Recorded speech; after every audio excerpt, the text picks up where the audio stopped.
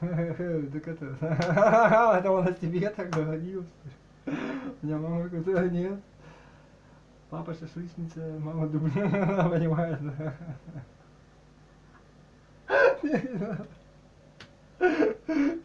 Немножко кипсят. Кипсят, и ну ладно. Да нет. Нет, что ты, нет, нормально.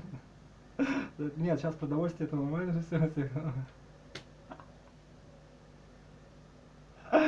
Ну нет, это не надо, я просто так это что за я тебе просто. Нет, живодер это профессия такая вообще-то была раньше, когда сейчас нельзя уже так и делать. Ну да. Ну ладно, это не надо. Ну типа того. Нет, ты хочешь, чтобы бешеные собаки бегали по городу и кусали твоих детей, и там родителей, кого угодно. Там, вообще, да, понимаешь, они потом покусали тебя, да, наоборот. Он понял, надо тебе представить,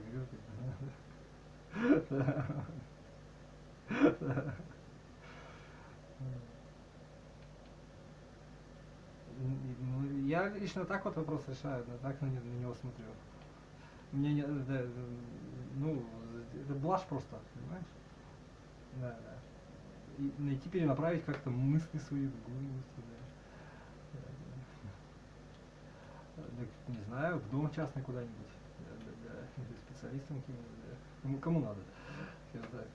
Ну, вся там, ребята, не знаю, я не знаю, просто мне вообще похер, я спрашиваю, кто там специалист. Да, да. Кто этим занимается? Вот пусть они и мучаются, да. Да. Понимаю. Естественно, за деньги. То есть им за это деньги платят, это зарплаты их, так скажем, грубо говоря. Или бизнес-мани, какие угодно. Я понял уже просто, да. Ну смотри, все набрали кошек, они все расплодились и как бы и половину выкидывали их. Нахер они сдались здесь вообще просто, да. Да, да. Ну и что дальше? Ну их пусть ходят среди... Да, да, да. Ну, давай посмотрим, что из этого получится. Да, понимает он все просто, да. Вот я говорю, специалистам, вот и все, да. Да. Может и так, совсем не обязательно же. Ну хорошо такой, да, вместе. Да. А как ты их тогда? Надо их обучать волнами какими-то. Меня не касается это, просто так, да. Чтобы они не агрессировали там. Ну и кормить еще. И это тоже, да, меня это не касается вообще. Да. Ну, наверное, да. Может, какой-то смирение, да. Ну, да.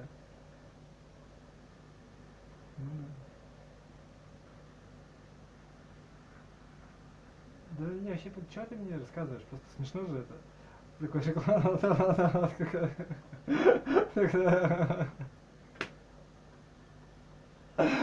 Так нет, он так и делал. Так нет. Ну нет, да, ну потом свикаю.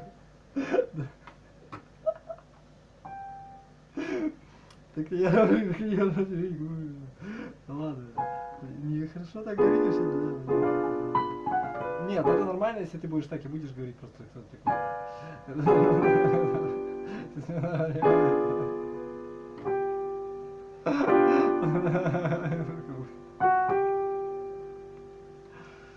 Так можно, ну а что? Вот и все, да, понимаете, да. Это неизвестно, да. Да, понимаете, да. Да, это, кстати, да. Ладно. А это уже, да, это нормы и правила, да, это уже, да. Видишь, как интересно, да. Ладно.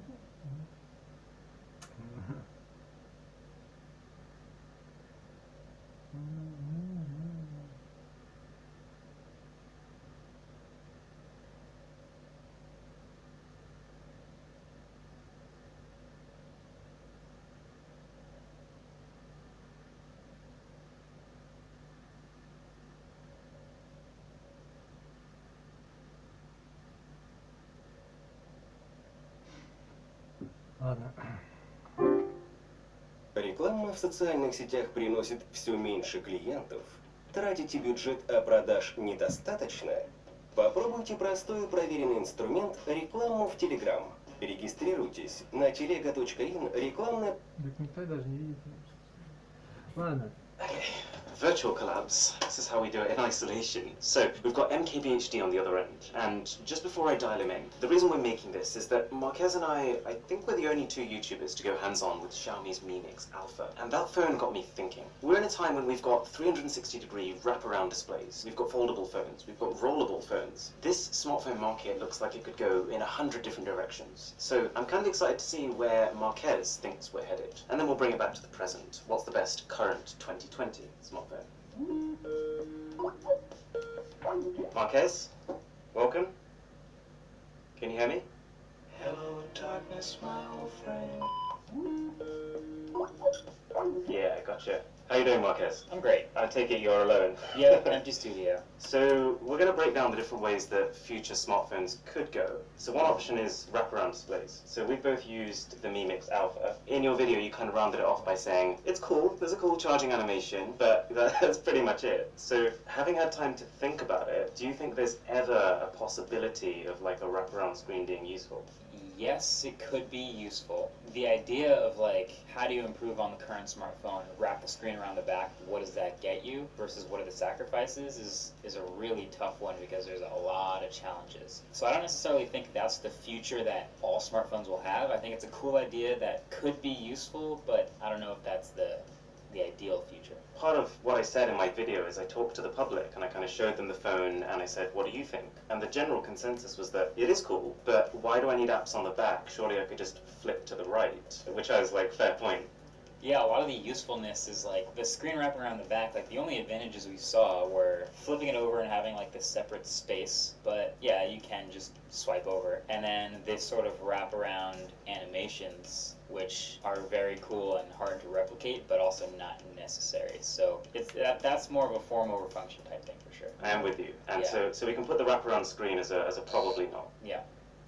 Okay, so what about foldables? Last year we had our first look at foldables. There wasn't anything like one killer feature, and there were a lot of problems, but we forgave it because first generation, it's fine, they're experimenting. But now we're starting to see second generation foldables. Has that given you like more or less of a hope for the future? I think so. The main feature of foldables, this is where I have like a little more optimism, is the general concept of just fitting some bigger screen. But there's, as we've seen, like 900 ways to do that, whether it's like a regular size phone that flips down into a smaller thing in your pocket, which is kind of refreshing, or just like a huge tablet size that you normally wouldn't pocket. But I think it's going to take a couple more generations to really get that down. Okay, so like you said the Z Flip you like, so which is your favorite style?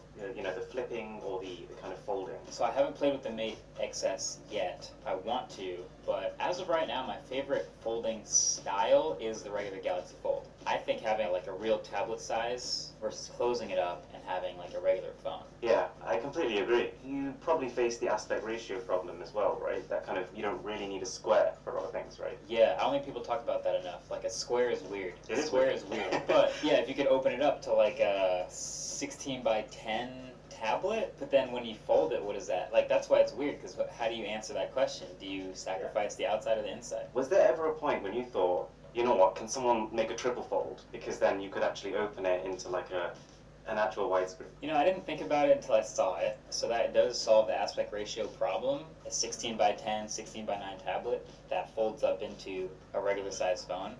I could see it. It's super early though. Yeah. Okay, so where do we stand on foldables then? Is it like the same kind of cautious optimism that you had before they started? Or is it more that actually it's more looking like it's probably not what we thought it was? No, I'm definitely still optimistic about foldables. I would put them in wait and see. I think when we see like the next couple attempts, next couple ideas, and we start to get a couple generations in, that might be where it's at. The reason I ask is that TCL showed off a rollable phone, and that's completely rocked my confidence in foldables, because it's one of those things I looked at, and for the first time I was like, holy cow, that makes sense. Yeah, so you could put that in, I guess that's like a different category. It's not folding, it's just using the flexible display differently and sort of rolling it out. Same idea of like having two different form factors accessible to you in one device, but you don't have to worry about a crease anymore, so it seems like an advantage. But then how does the rollable thing last over time? Where's the tech on that? But I think things like that, like things like durability, that stuff gets ironed out. If the form factor makes sense, things will progress, right? Yeah, and I think that's a form factor that does make sense. So a lot of things that could potentially be a problem, but this is a hopeful. Yeah, I'm very curious about this. Again, all we have is the one TCL paper prototype, so cautious optimism, but I like the idea. And I suppose what that leads to is, as soon as you can start shape-shifting like this, do you not think that opens like a whole other can of worms? Like, what if my smartphone was my smartwatch, and like I could just clip it round and all of a sudden the UI changes? Or what if my smartphone was also my laptop? Do you have any ideas on what the future phone form factor could be in 5-10 years? Whenever I think about this, I feel like maybe I'm going to be that old guy that's like not forward-looking enough, but I don't see phones also being other things. I feel like I'm just always going to want to have a thing that I use and then put away and stop using, and then use. You're gonna be that old guy who's like, get off my lawn. Maybe I'm scared. I mean, I hope I'm not, but like that's how I see it at the moment with the limitations of the tech.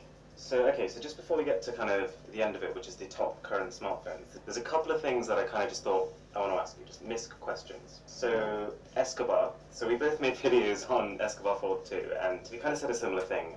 We explained the background, we peeled off the stickers, we kind of said we didn't recommend it. But in your video, you went hard. Were you at all worried about security? Because I was the first person to make a video on it, and to be frank about it, like, I wanted to make it clear I wasn't recommending it, but I didn't want to get shot. That's fair. I don't think I ever really had any genuine security concerns other than them now having my address, but I think I said what I felt needed to be said. Okay, so moving on. So your iPhone 5S review, it just popped up in my feed. Your videos have a weird way of doing that. They just reappear. Yeah. It got me thinking, every year it feels like we use phones that are the biggest they've ever been, and yet somehow the year after they get bigger. Do you ever kind of wish that like you could have the best phone that isn't a 7-inch, tablet almost? Yeah, this is why I made a best small phone category in my smartphone awards, is because like 5 years ago, that exact question you just asked me was still a huge question. Like, phones just keep getting bigger. Like, what about the small flagship? I still think people like small flagships. Like, when we get the new small iPhone, I think that's going to be pretty popular. But yeah, I think we're also still going to keep getting bigger and bigger phones. But it's crazy, because like a lot of women, a lot of kids, they can't use flagship phones, but obviously they still want flagship battery life, best cameras. Do you think it's companies like being a bit negligent? Like, what do you think's going on? Well, I think fundamentally people feel like they're getting more for their money when they got a larger thing, a bigger screen especially. So I think people are going to feel like they want a bigger screen more often, and it's great for the user experience and everything, but miniaturization is also really hard. You could call it negligence, or you could just call it a challenge to make a really good small phone. So like S20s, which was your favorite size? That's such a good question. I really like the S20 Ultra, but using the regular S20 was sort of refreshing to have a flagship phone be smaller. I know it's still a 6.2-inch screen, but it was smaller. The Ultra is my favorite size, but I really liked having a smaller phone. Okay, so last thing is the best current smartphones, and I'm curious about your answer, because I think a few months ago you would have said iPhone 11 Pro, but now that we're starting to see like the new wave of 2020 Android flagship, do you think that they're doing enough? Enough to, well, what does enough mean? Enough to kind of earn your recommendation to, let's say, someone who's coming from an outsider ecosystem, like a BlackBerry phone? Well, if the answer is it going to be a good replacement for BlackBerry? Yes, they're doing enough. Phones like the Galaxy S20 are looking pretty sharp. Like, that's quintessential refined Samsung. I don't think they're all doing great. I think there's some others that have been a little lacking, but yeah, we got some good ones already this year. Phones like Find X2 Pro, you think these phones are really like top tier? Hardware-wise, yes. Again, if you're talking about like whether it's a good replacement in this market, that's like now you got to look at the OS and the software support. But if you're just looking at the tech, they're right up next to Apple with the tech. That's what I was a little worried about. Like, I watched the Oppo live stream, and I was just kind of thinking in my head, this phone is the ultimate spec sheet, but at the same time, it could be just software not being tailored to like the Western market. Yeah, that's a big problem for a lot of these companies that have such big customer bases in other markets, frankly, it's an afterthought trying to sell a lot of phones here. And if you are trying to compete here, you're up against Apple and Samsung, so that's tough. Yeah. Markets are actually super important when it comes to competition. Okay, so just so we can get like a clear answer. So, person coming in owns no smartphone. What would you recommend? So they don't have any foot in an ecosystem at all? No feet. Do you have a budget?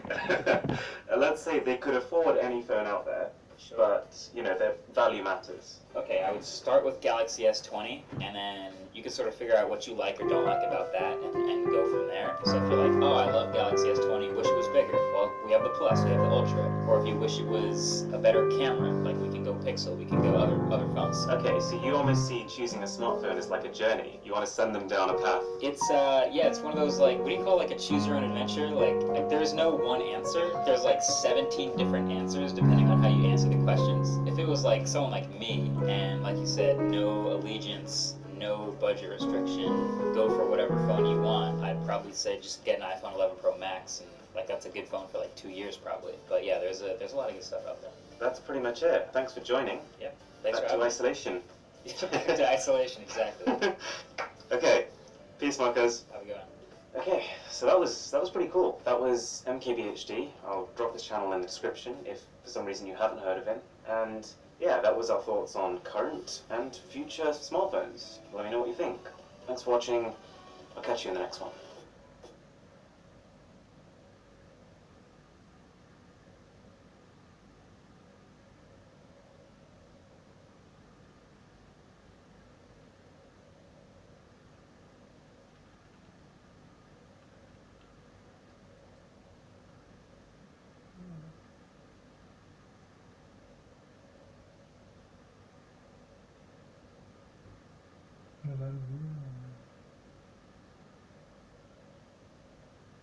Серьезно?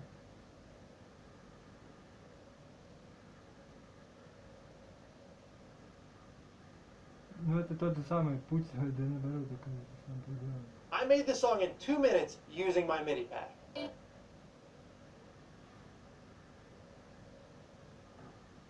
Эй, чё ты там это?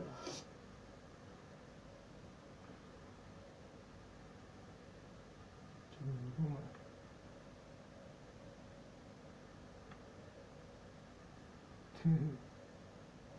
Итак, друзья, всем большой привет. Я уже нахожусь в баре, из зоны Тесла я убежал. В общем, нет там перехода на армейские склады, также нет там мозгуна. Мозгун немножко в другом месте был. Дело в том...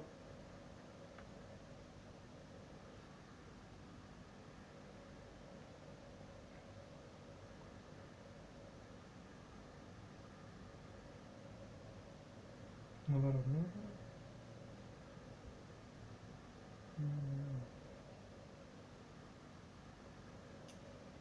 Hi there, my name's Katrina Harris and I'm a piano and singing teacher living in Byron Bay, Australia. And I'm making this video for all of my students who are currently at home, practicing at home, and we don't have our face-to-face lessons, so I thought I'd make a few videos just to give some extra tips and a bit of home instruction. So, in this first video, I'm going to talk about finger technique for piano. So one of the most important things to learn when you're playing the piano and when you start playing the piano is how to use your hands. Okay, so I want to start as I would with all of my students at home, and a lot of you watching would probably remember this when you had your first lesson. So a lot of people make the mistake of when they start playing, they're either thinking that their wrist has to be very high or their wrist has to be very low. Not that their wrist has to be low, but a lot of people naturally sort of hang off the edge of the keys. So what you want to get is basically your arm doesn't change across here, okay? What you want to be doing is as if you're holding onto a ball or putting your hands around a computer mouse, okay? It's the same action that you have when you put your Ладно. Я же не сделал, что хотел-то. Что хотел-то? Я же все упустил как-то.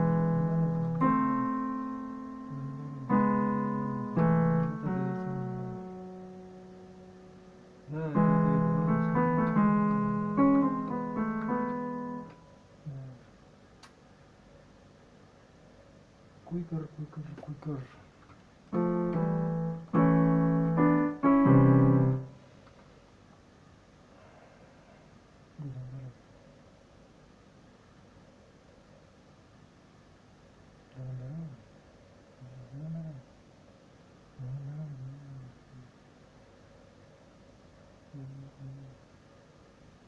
Ну нет, надо играть просто, если ты достал уже просто. Че ты, да, да. Нормально играй, значит, да.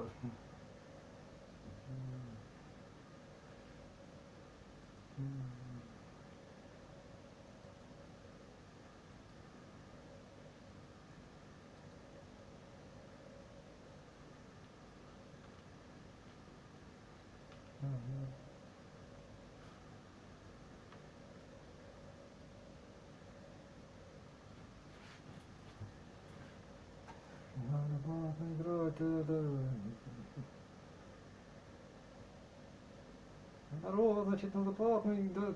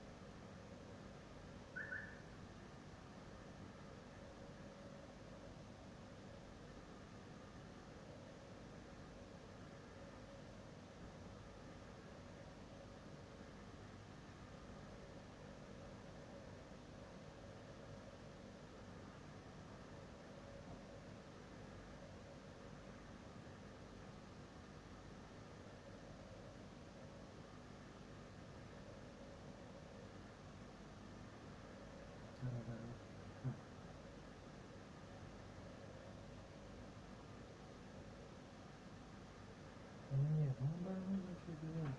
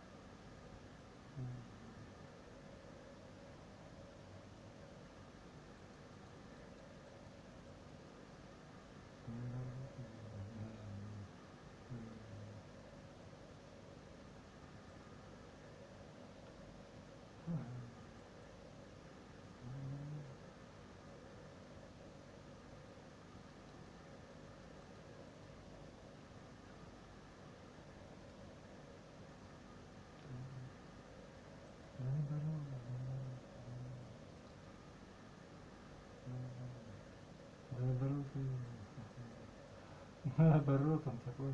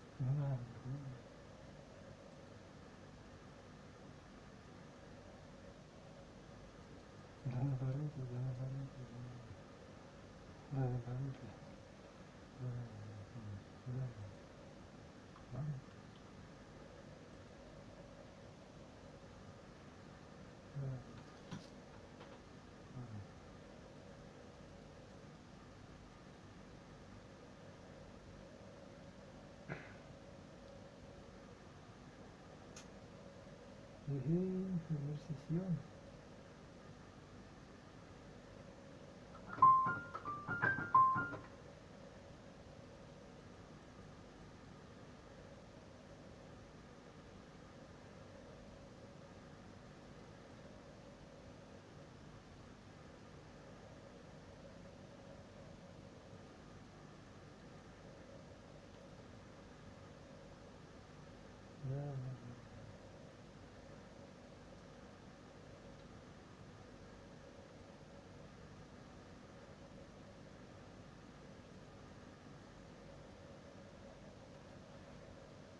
Ничего.